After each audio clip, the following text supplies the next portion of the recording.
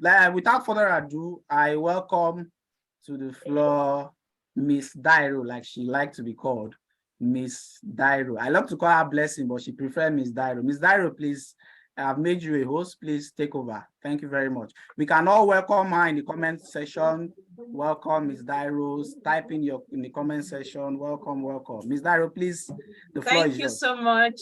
Thank you so much. I'm honored to be in the midst of professionals, in the midst of educators today.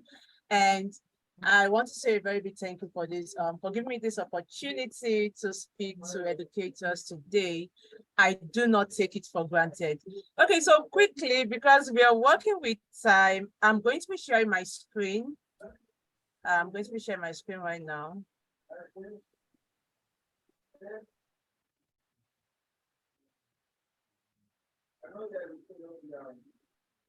Okay.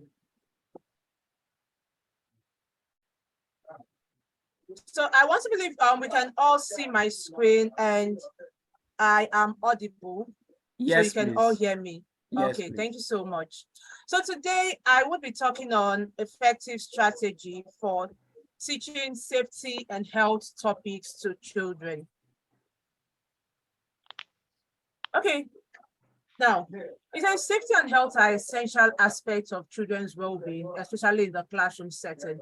So we see these children eat the right, they go about their day-to-day activities, and we find that safety and health education is one thing that that must be taught to children even at the early stage. It's important to educate students on how to stay safe and healthy in different situations in the classroom.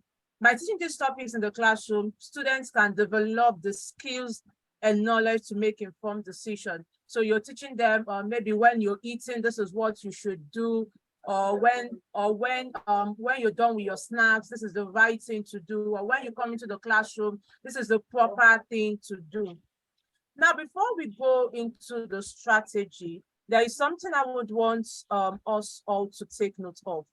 Now, children's developmental stage can impact their ability to learn and retain information, which is why I'm here, by the way. So the way you're going to teach a younger child safety and health education isn't the same way you're going to teach an older child because of the different developmental stage they are in.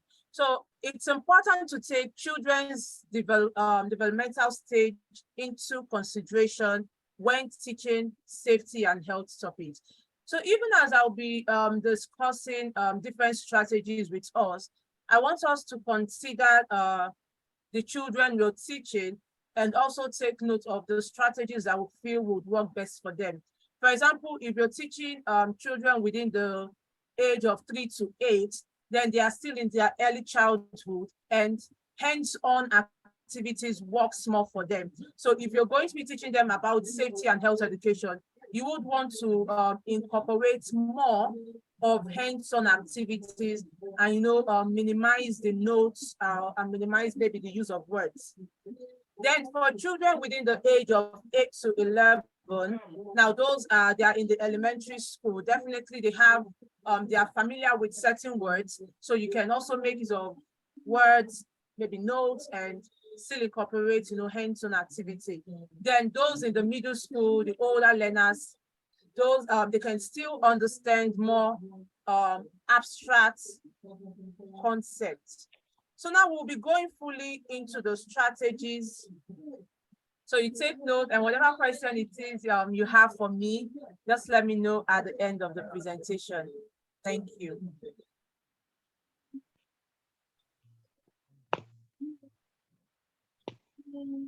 So research has shown that children are more likely to retain information and develop problem-solving skills when they are actively involved in the learning process. So it doesn't matter the age group you're dealing with. It doesn't matter the class you're teaching. So your main goal should be that every child is actively involved. So you're not just the one doing the talking, you're not just the one explaining, you're not just the one, coordinating the whole activity, you want to make sure that these children are actively engaged in whatever it is you plan to do in the classroom. Because when you do that, they become easy for them to retain the information, it boosts their creative thinking abilities. And you find that they find it very easy to put into action whatever it is you must have taught them. So first we'll be looking at hands-on demonstration. Now, hands-on demonstration are an effective way to teach students about safety and health. Now, because in the course of this training, you would be dealing with tools that some of your students have not heard of, tools that some of your students have not seen, and that's where hands-on demonstration comes into play. So for example, you want to demonstrate a proper way to wear a helmet. So you're not just telling them, okay, this is how you wear a helmet. You're actually bringing a helmet to the class, especially when you're dealing with young learners, especially when you're dealing with young learners. So remember, you have to break whatever it is you're going to be teaching them. You have to break it down. And one of the ways you can break it down is for you to bring in hands-on demonstration. So some of what you would be working with, you would want to bring it to the classroom, the helmet. Now, there are actually easy things we can bring to the classroom when we are teaching this safety and health education. You have the helmet, or you're teaching them the proper way to wash their hands. So you're getting them soap, you're getting them the different washing materials they are making use of. Or you're teaching them the proper way to sit in the car, maybe how to make use of their seat belts. It might surprise you that some of them do not know the use of the seat belt, do not know the dangers of not using the seatbelt. So when you bring in hands-on demonstration, you are taking them to the car, you're showing them the seatbelt, and you're saying all these things to them. It is very easy for them to understand whatever it is you're saying. So you can see the picture here. This is hands-on demonstration in play. You can see the teacher probably teaching the students how to cross the road. And there are different materials there. And this is just, even when the child goes outside, it looks like a real road. So the child, because you brought in hands-on demonstration, it is easy for the child to go into the real world and know how to cross the road. Now, the second strategy we'll be talking about is role playing. Role playing is a great way for students to learn about safety and health in a fun and interactive way. Now, especially if you're dealing with young learners, I'm very specific about young learners because you find that they are the ones with the shorter attention span. You're teaching in the classroom and you just find out that there's this child that has been placed under his desk, or there's this child that is just lost, he or she is not even listening. With older learners, it's easy to get their attention, but with younger learners, you might find it a bit difficult for you to get their attention or for them to understand what you're saying. So that is why we need those fun and engaging interactive strategies to get them to understand what you're saying. And role playing is one of them. So, for example, students can act out scenarios such as responding to a fire emergency or how to handle a situation when someone is hurt. So maybe you're teaching them when you fall down or when you have an injury, this is what you should do. So you can just bring in role play. You can say, okay, you are the accident victim and maybe you are the adult.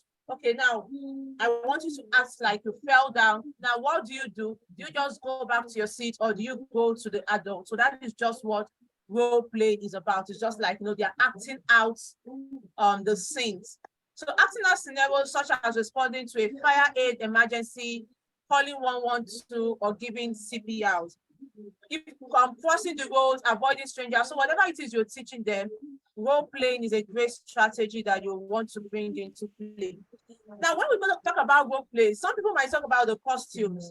So not having the costume should not be an issue. Like the picture here, you can see the child is fully on the medical personnel costume. But even if you don't have the costume, you can do this. So maybe you want them to play the role of an adult, an accident victim, a hospital. So you can just write down those words on a cardboard and just have it on the screen form, just like what you're seeing on my screen. So we move into group discussions. Now, if you're dealing with older students, this would work perfectly well for them. Remember what I said, the aim of this whole thing is for the students to be actively involved. We find out that when students are actively involved in the learning process, it's easy for them to retain. So encouraging students to engage in group discussions about safety and health topics is an effective way to for them to share their knowledge. Now let's see this.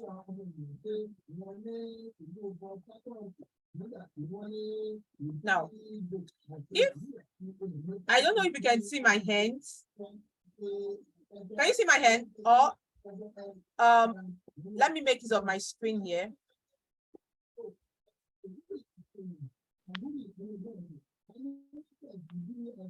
Now, if a child is here, if this is the foundation for a child's learning, if a child is here, and the aim of you teaching this child safety and health education is for you to bring that child up to this level. Now, if you're the only one doing the talking in the classroom, it should be very difficult for you to get to this, for you to achieve this goal of bringing the child up to this level. You might be able to, get the child here. So with all what you're saying, the child's understanding of what you're saying might just be around this range. But now think of it. What if you bring in discussions? So you start with discussions, you have the child tell you what he or she already knows about what you want to teach.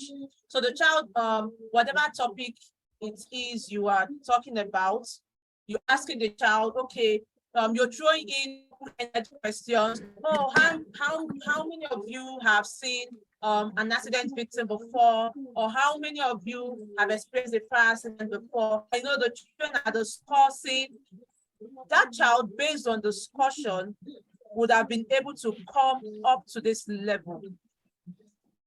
Now, you as a teacher, it becomes very easy for you to build on what that child is saying, and attaining this goal will be a walk in the park, simply because you allow the child, take control of their own learning and come to a particular point. Then you build on what that child knows.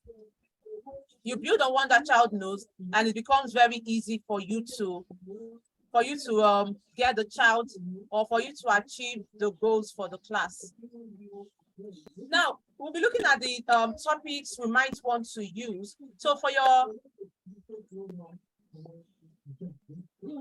the debate and group discussions, though based on the topic it is, so this is just to act as a guideline on what you might be using as your discussions or your debate topics. So it says children can debate the benefits and drawbacks of different types of diets.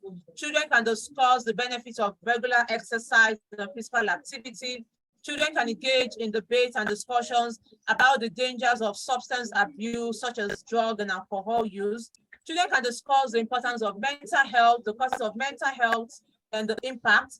Children can engage in debates and discussions about the importance of disaster preparedness and the steps individuals and communities can take to prepare for emergencies. So this can act as a guide depending on the topic you're discussing about. You might just want to build a discussion or a debate topic around it. Now we move to visual, which is really important, very, very important. Now, I'm actually excited that you're going to be giving safety toolkits. So using visual aids helps students get a clear and concise understanding of complex topics. Now, some of these things you'll be discussing with your learners comes in the abstract form. You have different learners represented in your classroom. So you don't expect everyone to have an understanding of what you're saying. And that's why visual aids come into play. Now, thanks for YouTube, we have tons of safety videos on YouTube. Thanks for the internet, we have safety pictures. You're going to be given safety toolkits. You can prepare your slides. You can have posters just like the one on my screen. So when you bring in visual aids, it helps the children to understand what you're saying. They get a very clear and concise understanding of whatever it is you would be talking to them about. So I'm just trying to rush it up because of our time. Then safety drills. Now this is one strategy I really love. Now, when it comes to safety and health education, sometimes we observe that we only deal with the theoretical aspects. You know, you're telling a child, okay, when there's a fire incident, this is what you're to do. And the child is just hearing you say it. That child has never been in a fire accident. Now, how do you assess that child? How do you assess if the child really understands what you said? Or how are you sure that should in case there is a fire accident, that child is going to do what he or she has been taught in the classroom?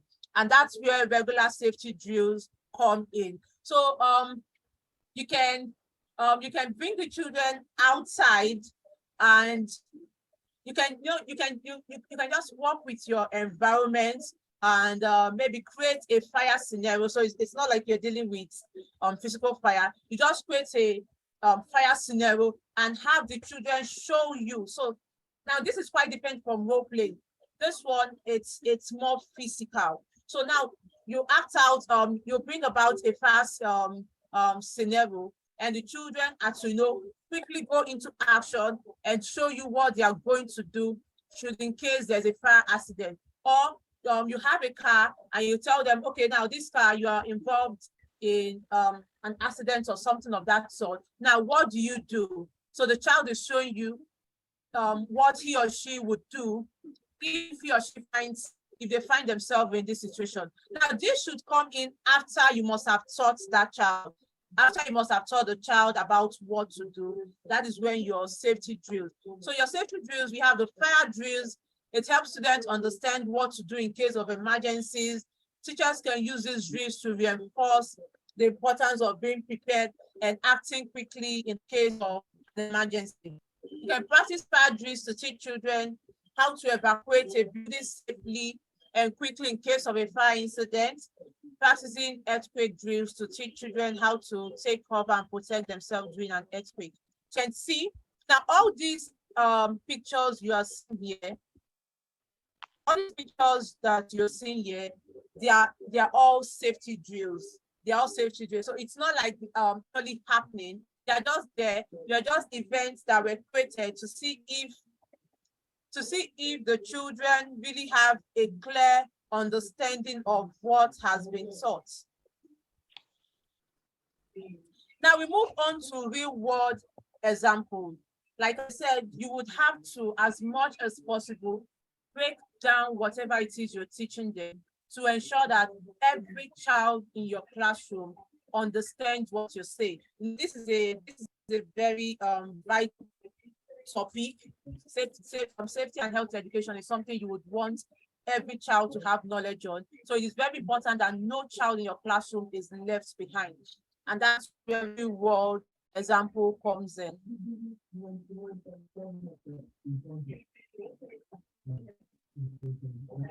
So you can use the following strategies to incorporate real life situations into your lessons. So you can use real life examples and scenarios that are relevant to children's life. Now, every child in your classroom must have crossed the road, So you can, use such scenario to paint a scenario of an accident of a child learning how to cross the road. You look left, you look right. It will be very easy for them to understand because this is a real life situation. They've seen a road before, they've crossed the road before, or they've seen a stranger before, they've avoided a stranger, they've talked to a stranger, or they've had a theft experience before. They have had a situation where they had robbers break into their classroom. Or you can even bring in the talks of the recent COVID-19 COVID-19 case. Now, these are cases every child was aware of, they knew they had to close down their schools. So when you use these real life situations, real life examples, it becomes very easy for them to follow up with what you're saying. So you can use community resources. You have local emergency services, hands-on experiences related to safety and health topics, inviting guest speakers. Thank God, the program already caters for that. So this is a real life scenario. You can show them pictures of accident victims. You can tell them stories, or you can show them pictures of someone washing their hairs. Tell them stories about it. If you're bringing in stories, children relate more with stories. They love stories. They want you to tell them more stories. So you can tell them stories of people. Tell them stories of stories that has to do with this safety and health topics you are teaching them about. So we move to songs. Now, in the course of teaching children about safety, you would come across terms, or you would come across tips, or you would come across drills that children might find difficult to understand. You remember, you're not just dealing with older children, you're dealing with younger children, those in lower elementary, even those in preschool, the preschoolers, the lower elementary students, those in upper elementary, those in college classes. So you come across drills that you want them to know. Maybe in case of a fire accident, you do this, there's step 1, there's step 2, there's step 3, there's step 4. Sometimes it might be very difficult for them to understand these steps, to know, okay, this is step 1. Some children might remember step 3 before step 1. So that is where songs come into play. So using songs can also be a superb strategy for teaching children about health and safety, especially the parts you want them to recall. Now, to make it really engaging, you can have students work in groups and compose the songs. Remember, we are all about getting them actively involved in this. So it's either you're teaching them a song you've composed, or you can have them compose a song. So this was our class on accidents in the home. So this was our class on accidents in the home. And I wanted my students to understand what to do. I wanted them to have a clear understanding of what I taught them. So I told them to make a safety card, ask them to make a safety card, all the important information they feel a child should know about safety, they should include it. And I also told them to compose songs. So this is one of the group presentation on the song. So this song was composed by danger everywhere you go. Avoid danger everywhere you go. Even though you're in your house, do not touch electricity. Even though you want to plug anything. Now you can see that. Trust me. Avoid danger. How did a child do this? Now they were the one who composed the song. They had the write-ups on the cardboard. That already has made it easy for them to retain information. Now, for every one of them in that group, they can tell you everything that was written on that cardboard without even looking at it, because they did it themselves. They did it themselves. For the song, you can see the wordings of the song. You can hear the words. Now there are informations in the song, and trust me, those informations, if you ask them about it, it will be very easy for them to recall. So this is a video I got from YouTube. Like I said, YouTube have tons of videos. So if you find it difficult composing a song, Ping pong. Hoagie, hoagie, hoagie channel. Hoagie, hoagie, hoagie's got a new channel. Ta-da! Check out my channel. Hoagie. Be cautious, be careful, be cautious, be careful inside and outside. Hey, attention! Action! When you are playing at home, there are things you mustn't touch. Iron! No, no! I hear Sockets! you. No, no! Do not climb up the shelves. Why not? It can fall over. When you are in the playground, always be careful. Do not stand on swings and seesaws. Do not slide down head first. Always look out not to. Not to what? Kick or hit your friends. Hi, sweetie. You want to come see a puppy? Could you help me? I broke my leg. When suspicious strangers talk to you, always shout out loud. No, I won't go with you. No, I won't take it. No, go away. Attract others' attention. Now, can you see that? So can you see that? Now, imagine if you're even teaching, imagine if you even give this video to a preschooler. That child watching this would already understand something. So that is why we talk about the visuals. So this also falls under the visuals. So imagine you play this video in class. It's very easy for the child to recall. So you can see that child is singing along. That child, the wordings in the songs already contains the things you would want that child to know. So quickly, let's go to other ones. So we have simulations. So simulations can be a great way to provide hands-on learning experiences for children. So simulations is they can be designed to simulate real-life scenarios and provide worthy opportunities to practice what they've learned. So this is just like the strategy we talked about earlier. So I'll just move on to the next one. Incorporate art.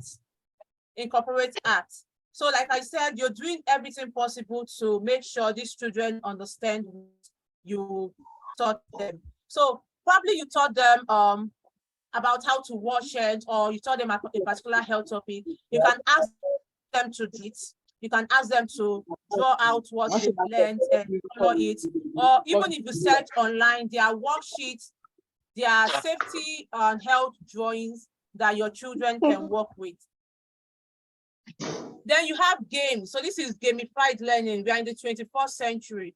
And trust me, children of these days, if you should use the traditional approach of board and marker for them, you'll just find out that it seems like you're teaching yourself. So we have games. The safety and health related games can be used to teach children important concepts in a fun and engaging way. So for example, you've taught them about dangerous objects they should not touch. Now you can place these objects in the classroom, or rather than placing the object, just like what I said, you can write them out in a cardboard and just place them in different corners of your classroom, and you engage them in a scavenger hunt. So you ask them, now when you're having the dangerous items, you also write out some safe items, and you're telling them to move about and to take out the dangerous objects in the classroom.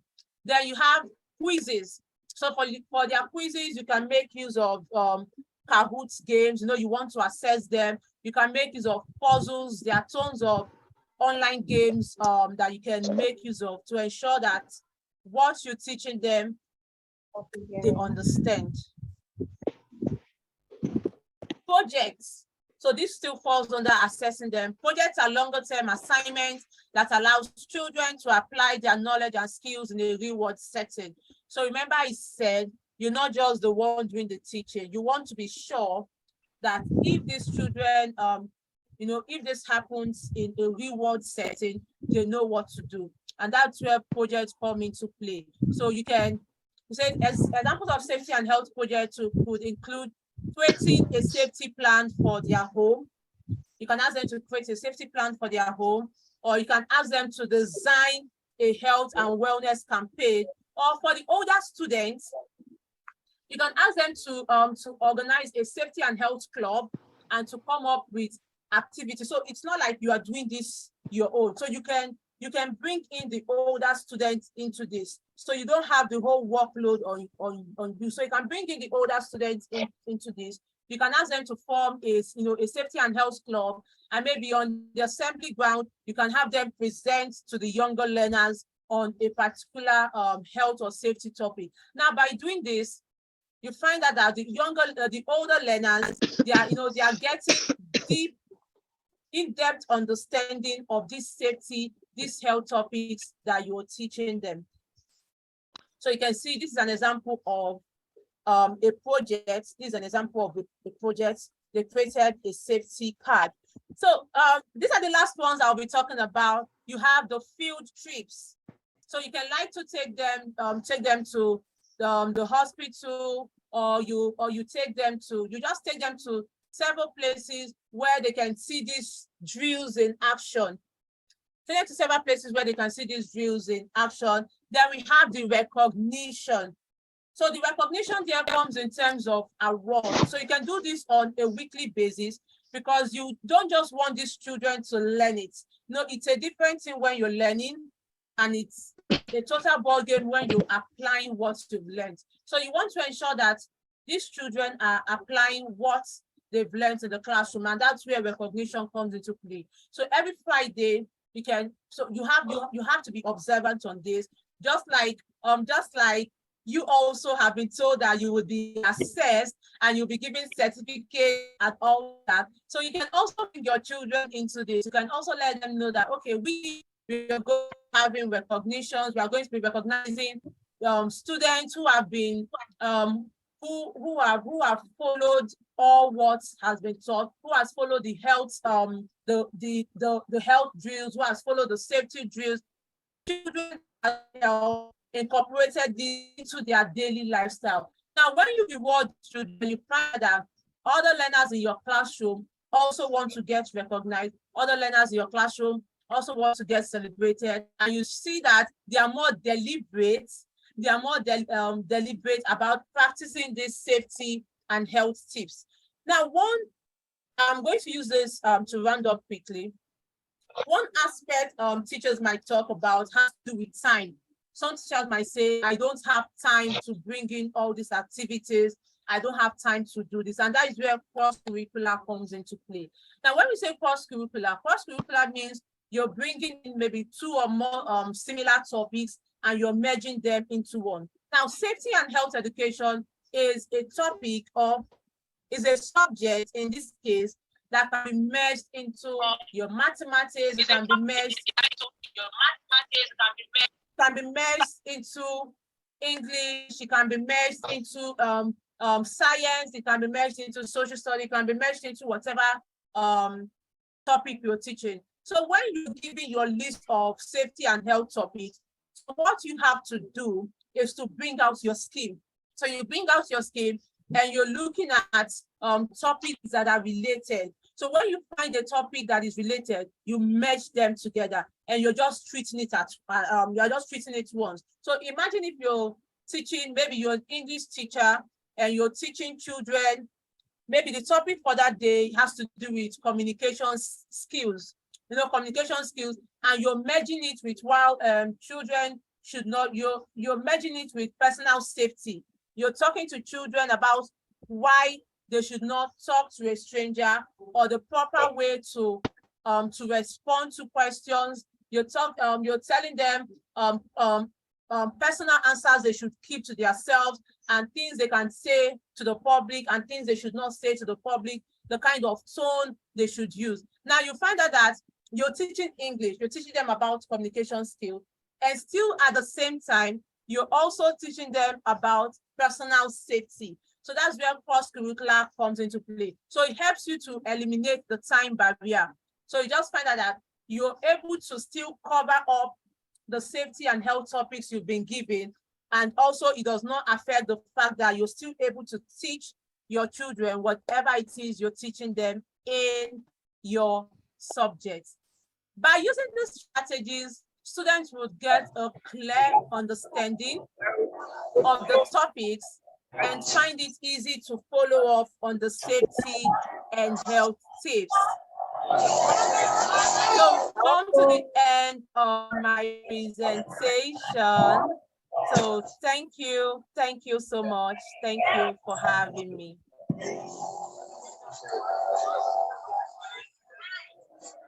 Wow. Can we appreciate Miss Dairo, please? Can we show appreciation? Clap any way you can on the comment section. Can we show this is 30 minutes of excellence.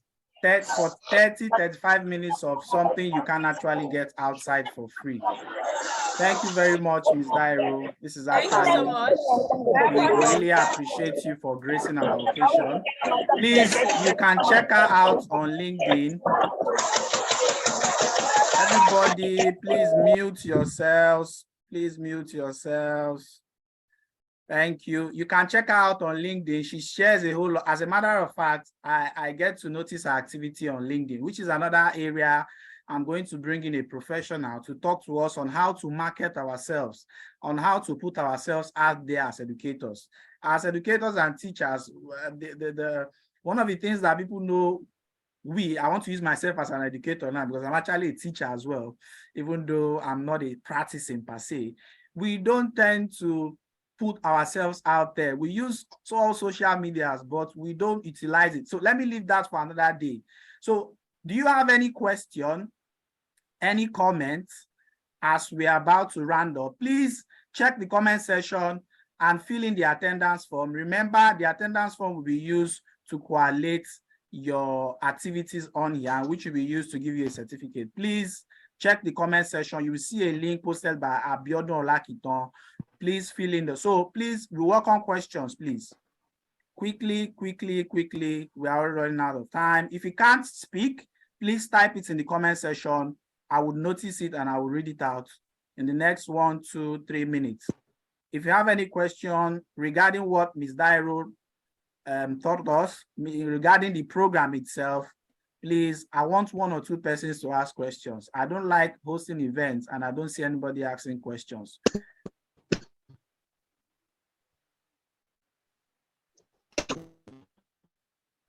Sorry, I have a question. Yes, please, Mr. My name is, my question is, like, I am in a school where the students are so much, like, they are populated. Like, I don't know, how can I incorporate, like, some of the strategies mentioned? Like, how can I put them into use? Because the setting, the way students are arranged in their class, some of them are seated 3 or 4. So how can I put like role play and other strategies that have been mentioned? I can put them into good use as far as to achieve my aim or objective.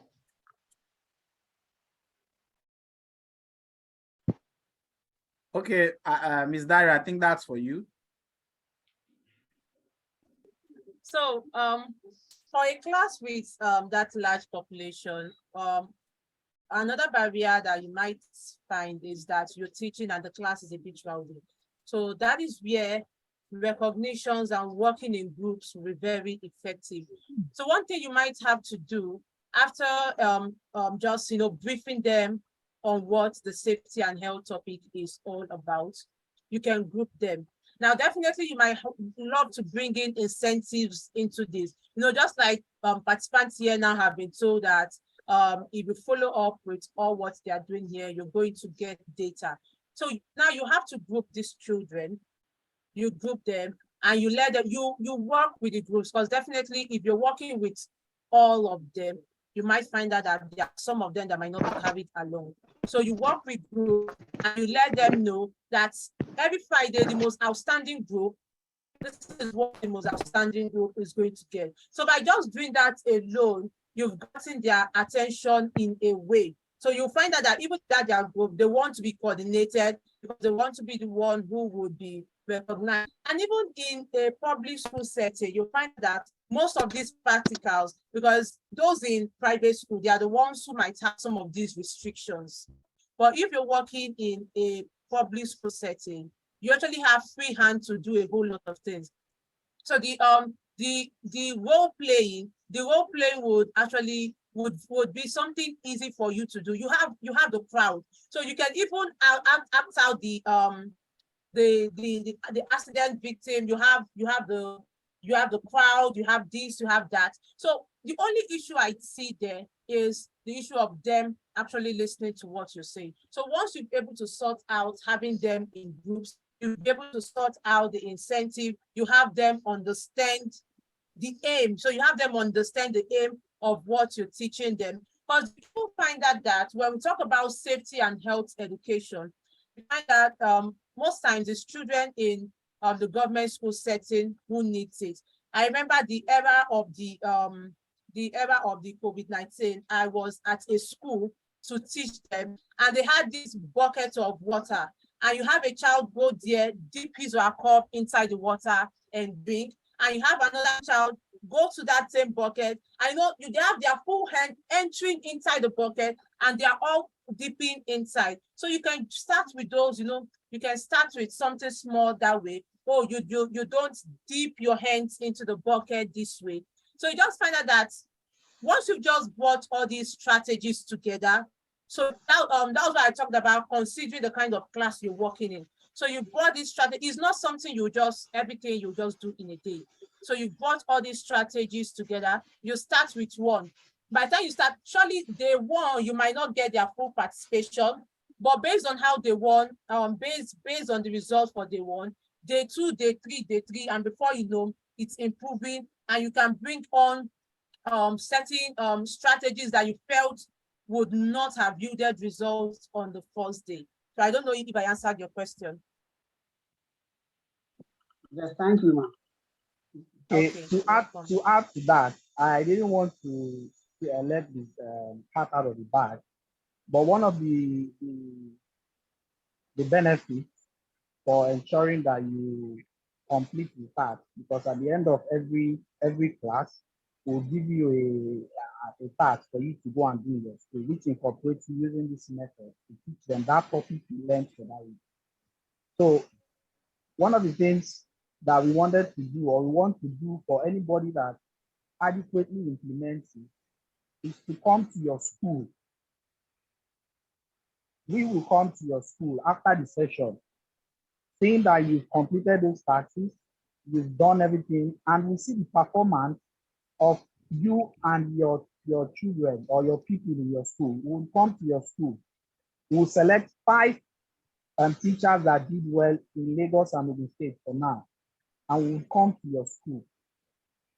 When we come to your school, we'll have a session with your fellow teachers. We'll make an arrangement with your fellow teachers and would recognize your students, which you are going to recommend to us, that actively took part in their activity. I didn't want to steal this because I wanted us to see how we are going to take it here. But since you've asked now, that is one of the plans that we have for 5 people that perform well, or 5 participants which are here that perform well.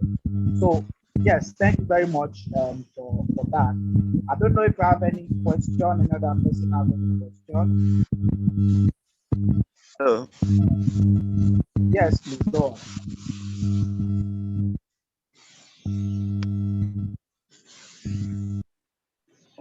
Go on, please. Okay. I want to appreciate Ms. Dairo for the lecture. Please, my question is in terms of the lecture. I found out that the age limits we are limited fields in primary school. Is there no plans or teach, especially adolescents, in area of health and safety? Then also notice that in the course of the lecture, what are the roles to ensure healthiness, safety measures upon the fine school and what I do? Thank you.